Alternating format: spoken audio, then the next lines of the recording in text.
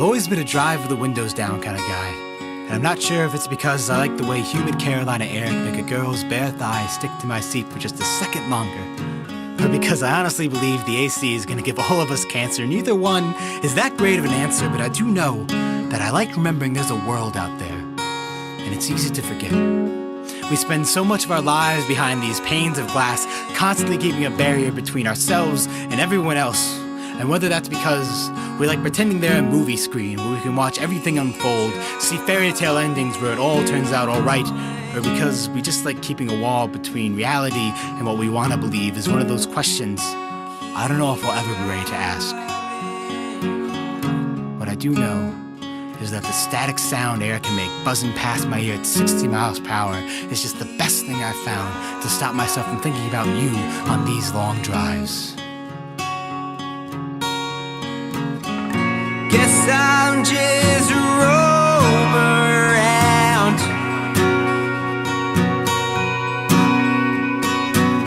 like distance is a home to be found. Big dreams and second guesses, pictures of you in sundresses.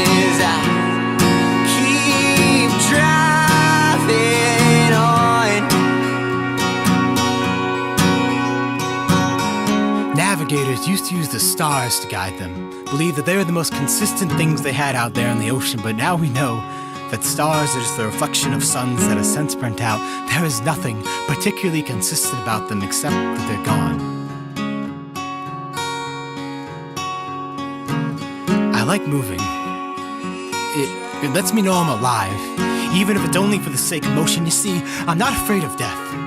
What I'm afraid of is that everything will catch back up with me, that I'll have to remember, that I'll have to relive through all the things I might have done differently, think about everything I could have said, the cheesy shit that might have made you smile, like, this sky is just the biggest board of light brights I could find for you, but I lost everything, except for the white pegs. You know I was never much good at keeping track of things, but I figure there's enough room up there for us to make whatever kinds of designs we want, and God knows those constellations are starting to get cliche.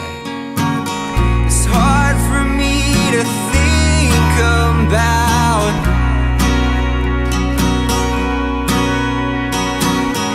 how he's there right beside of you now,